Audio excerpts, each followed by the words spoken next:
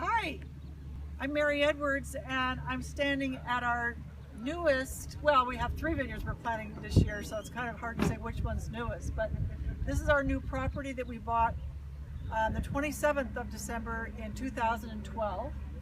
And I was very excited to find this piece because it's right in the heart of Russian River Valley, and you can see the soil. You can hardly walk in the soil. It's so loose and friable. This is the classic Gold Ridge sandy loam, and it's just an incredible site. So drainage, that's what growing great grapes is all about. And so we've started planting today. I want to take you down here and show you a vine. As you can see, this is the extent of the property. It's a total of a little over 17 acres, and the number of vines we're putting in here is equivalent to about 14 vine acres. So it's going to be a big contribution to our Sauvignon Blanc program. And as part of our estate planning, we are planning not only this, but I showed you earlier in this year in April, we planted our piece out at Meredith, which is another 8 acres. We have 2 acres there already. So a couple of years from now, we're going to be producing grapes from 24 acres. Now the nice thing is, this location is in Forestville. That's quite a ways from the Meredith property. It took me about 15 minutes to drive here this morning, coming from south to north. So the nice thing there is that this is going to be warmer. The Meredith planting is a little cooler, so that'll give us a different character. Even though we're planting Sauvignon Blanc 1 and Muscat, growing in those 2 different climate zones will give us a spread in the harvest and also some different characteristics. So that's really great. So let's go up here and take a look at a vine. These are actually dormant bench grafts that were ordered 2 years ago, and so the nice thing is that these give us a really good head start because the plants are very sturdy and grow much more quickly and require less water than the typical green grafts. So here's what it looks like. This has already been trimmed. So the guys have trimmed off the roots, because if you saw them in the bundles in cold storage, the roots were quite a bit longer, but in order to get them nicely in the hole, they trimmed the roots. And you can see this is a nice big cane. And there's the little, here's the bud union. So this is the Schwarzman rootstock. And here is the Sauvignon Blanc 1, also commonly known as the Shenandoah clone. And see, here's the little tag, Sauvignon Blanc FPMS 01 on Schwarzman. See? So, isn't that cool? Very cool. Baby vines. So, hi, good morning. So we're very careful these days because you know, there's a lot of disease pressure. We have a lot of new viruses, and we have to make absolutely sure that the rootstock is totally clean and the budwood is totally clean. So that's what took us 2 years to get this project together, because we needed to make sure our vines were not, did not carry any red blotch, or there was no phylloxera in the Schwarzman. 10114 is the commonly planted rootstock since the phylloxera epidemic some years ago, but we found that that is not showing as good a resistance as we had hoped, even though genetically it should be. Now, so here's some guys planting right here. You know, they work as a team, and some guys are digging the holes, and others are going to start planting after that. Let's just walk down here. We can take a look. Oh, and by the way, here's our new wind machine. So this is our first wind machine. Most of our properties are protected from frost with water, but we don't have enough water here. And actually in this area, wind machines work really well. So we're covering this lower section. If you can see back here how the land drops off, Okay, that's a very frost-prone area because up against those trees, the air is just going to stop moving. So we are frost protecting down there with water, but up here we're frost protecting with this quite beautiful wind machine, or beautiful to me. I love equipment.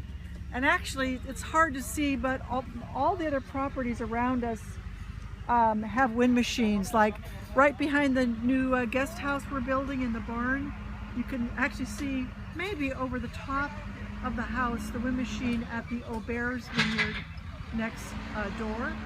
And you can't see it, but our other neighbor here has a wind machine behind all these trees. So it's a very common use in this area because there's not a lot of water here.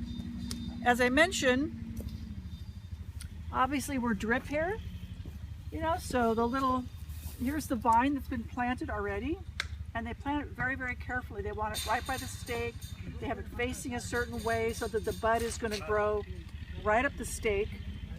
And here's the tube, and it's actually, when it grows up, we will remove this little line and the drip will be here because that will encourage the roots to spread.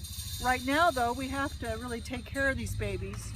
So it's very important that the water be directly over this vine. But as you can see, look at this. This dirt is still damp.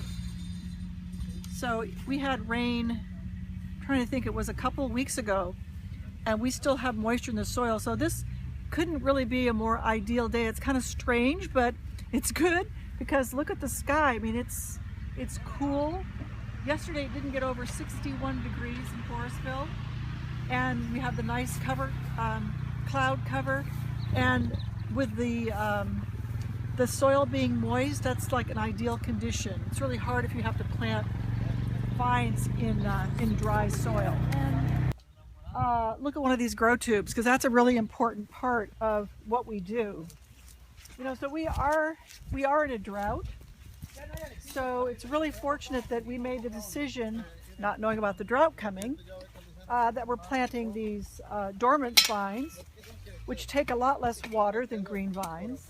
And also we've gone to the expense to use these grow tubes.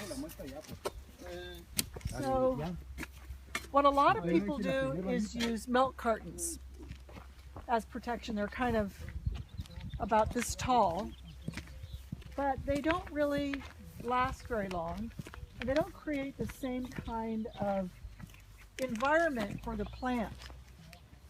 So this tube will be positioned over the vine. They'll probably put it on this side, and this will create, this is very firmly attached and actually tied to the wire here.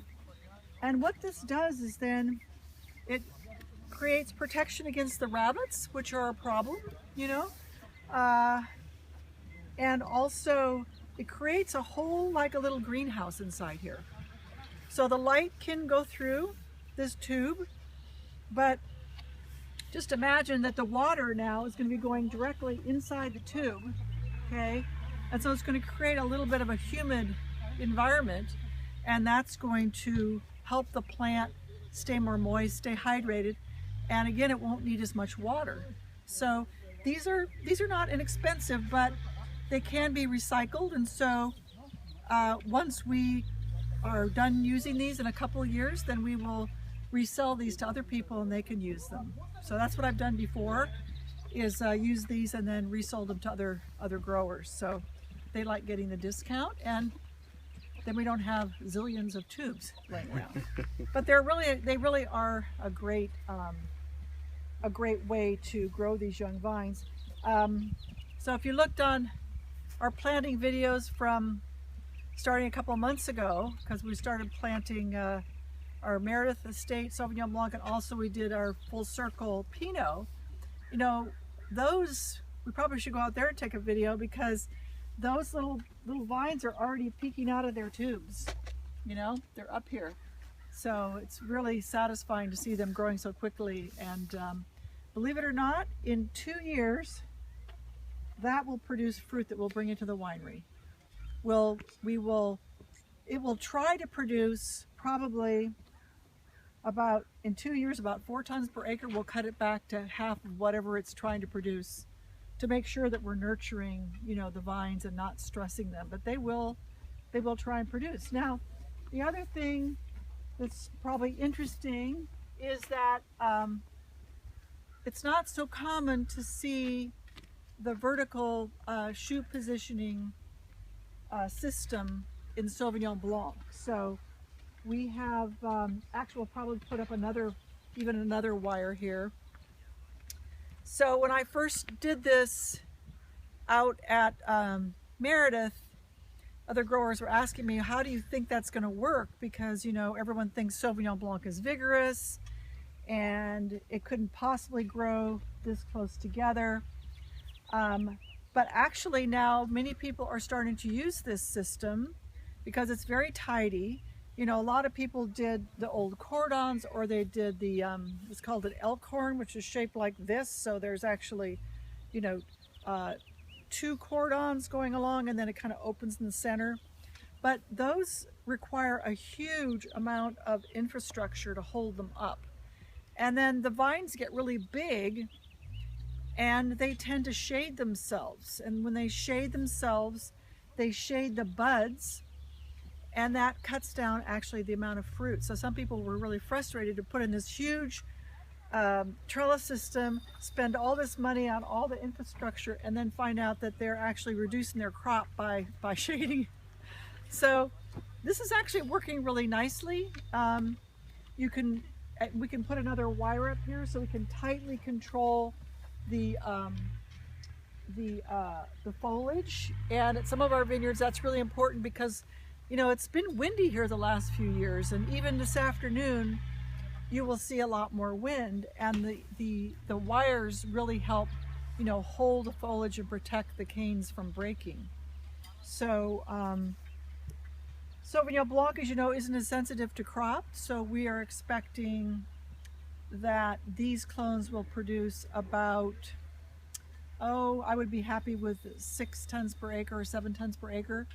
And believe it or not, we will get excellent quality at those levels. And the Musqué clone of Sauvignon Blanc that will be planted on the other side of the road, it's amazing how much fruit it can produce and still maintain its quality. So it's not like Pinot that we have to keep down at 2.5 tons per acre. So very exciting. So by Monday, so today's Friday, by Monday this will all be, well, this whole side will be planted. And then next Thursday, we'll receive the plants, the Musqué, and will take us a couple days to plant the other side of the road. So the water system is all hooked up and ready to go, and they will actually start giving these vines a little bit of water today as soon as they have them planted. But if it looks like it might even rain, which would be awesome. So anyway, thanks for listening. Nice talking to you guys.